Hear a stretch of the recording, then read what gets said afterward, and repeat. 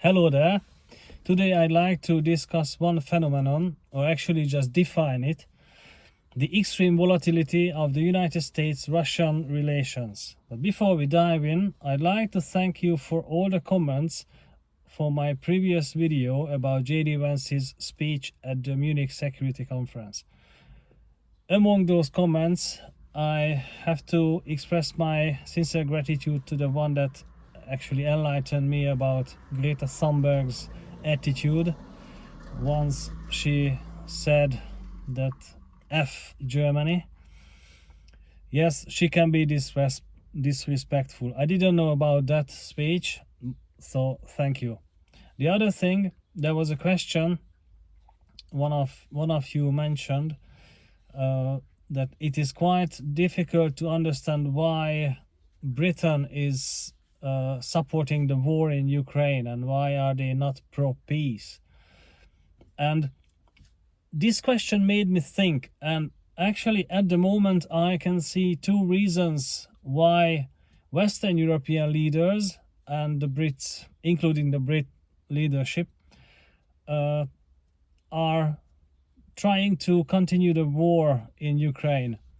One of the reasons is actually a principled reason.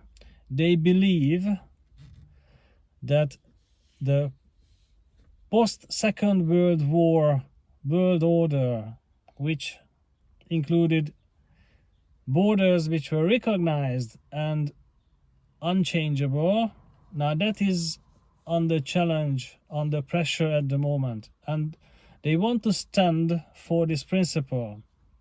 Actually, this principle, the liberal and world order, which was also based on the rule of international law, was one of the founding stones of the European Union. So it's not a surprise they want to stand up for it.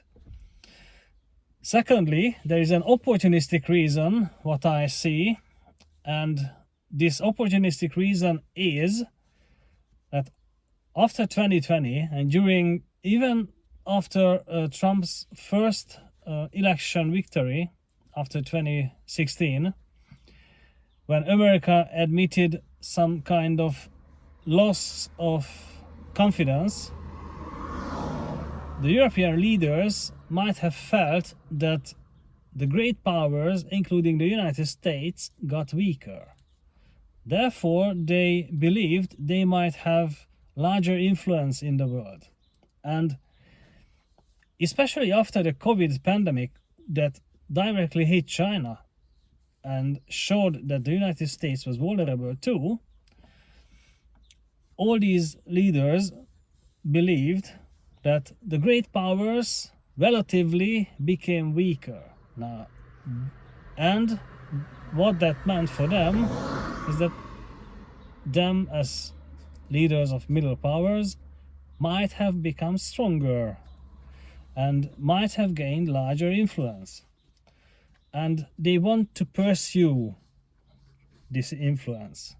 This is why the French leadership, especially Macron, wants to continue the war in Ukraine, and they want to oppose the United States' attitude towards Russia, or rapprochement towards Russia. So that's what I think now, but this is an interesting question and it's worth diving even deeper than this. Coming back to the main topic for today, which is the extreme volatility of the American and Russian relations. Recently, last week, the United States Minister for Foreign Affairs, or Secretary of State, Mark Rubio, had negotiations in Riyadh, in Saudi Arabia, with his Russian counterpart, Sergei Lavrov. And they made progress. And it seems the peace deal is within reach in Ukraine. Now, the European leaders and also the leadership in Ukraine felt outraged how the United States and Russia can negotiate a deal and leaving them out from the negotiations. Yes, this is happening. What made me think is that after the Biden administration that supported Ukraine's war, this is a sharp change. And this change cannot really be explained by the change of leadership in the United States. Now, when the relationship changes, there are three types. One of them is the one that can be explained with the change of leadership. The second one is associated with the change of leadership, but the extent of the change cannot be. And the third one, when there is no change in leadership, still the policy regime seems to change. Now, let's make examples for all three and on both sides. So, change of leadership that explains policy change. What I would say first is 2000, or in the end of 1999, when Russian President Boris Yeltsin resigned and gave all his powers to Vladimir Putin. With Putin in power, we could expect a change towards more hardliner Russian policies. And yes, by 2008, Russia was prepared to invade Georgia. So this change was it was explainable by the change of leadership. Coming to the United States, when Ronald Reagan was elected, he started a more hostile approach towards Russia, which meant he started locating intermittent range nuclear missiles in Germany that were within reach towards Russian targets or targets within the Soviet Union. Now, after this change, this change of policy could be explained by the change of leadership. Reagan was just a different character than Carter. Carter was a weak president who showed weakness with his Soviet counterpart Leonid Brezhnev, and the result was Soviet Union invading Afghanistan in 1979. Okay, so these are changes. Now, there were changes on both sides, what we cannot explain with the change of leadership. First, starting with the Soviet Union. Oh no, I already mentioned Trump, that the change with Trump cannot be explained with the change of leadership. It's beyond it. It's beyond it. When all of a sudden Trump just offers a peace deal to Russia, it's a bit too much. I mean, even after the last couple of years, because this kind of change cannot be derived from the interest of the United States. The United States is still interested in the non-changeable fronts and frontiers. Therefore, giving occupied territories to Russia from Ukraine is unacceptable according to the principles of the United States. So what? Let's go back to another example when the Soviet Union had a leadership change, but it brought about such a radical change in policy which just cannot be explained. 1985, after Viktor Chernenko died in February, Mikhail Gorbachev came into power, and he was a different generation of leader. He was young, he was momentous, he wanted to reform the Soviet Union, but at the same time, he also admitted that, in a way, the Soviet leadership were the bad guys. And he started to establish free speech in the Soviet bloc. There was a period when the Hungarian press was was growing up, Hungarian press was more censored than the Russian or the Soviet. It was weird in the end of the 1980s. Still, that was happening. Also, economic openness and some elements of market capitalism, he started to bring them back. It was quite a surprise. It cannot be just explained why on earth he would implement such a policy. And with this change, they could negotiate, the Soviet Union could negotiate an arms reduction treaty with the American regime.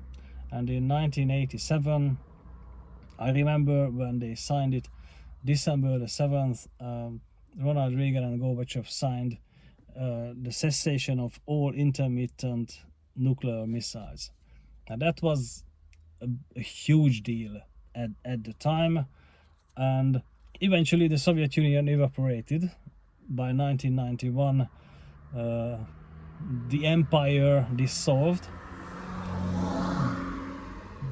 and that improved Russian and American relationship quite a lot. Now, coming to the third party, when there is no leadership change, but there is change in policy. Well, first the Russian example. After Obama announced the Russian reset policy in 2009, Russia and the United States could come so close, they even held joint military exercises in 2012. And all of a sudden, by the end of 2013, Russia was threatening Ukraine, and the Western Bloc, including the United States and Europe, stood up against the Russian aggression. And in the beginning of 2014, Russia invaded Crimea. And from that point on, there was a frozen war inside Ukraine between the Americans and the Russians. What happened? Good question. I will come to that. Now, there was one change of policy inside the United States when there was no change of leadership. And this happened during John Fitzgerald Kennedy's presidency. That was the most shocking.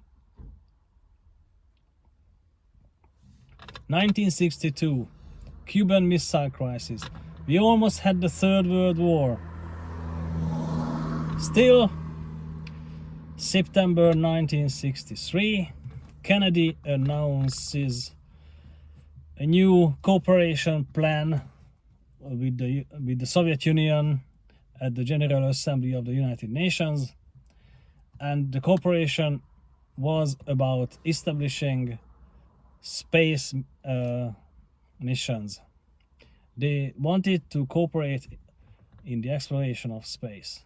Now, how on earth can a country leader change policy to this extent? Yeah, well, for this one, there is an explanation. Kennedy just wanted to smoke out his opponents inside the United States, and his opponents were the military industrial complex, who were hiding the UFO secrets. Now, if we switch in this aspect to explain policy, can we explain the change of policy of the Russian leadership during 2013, 2014?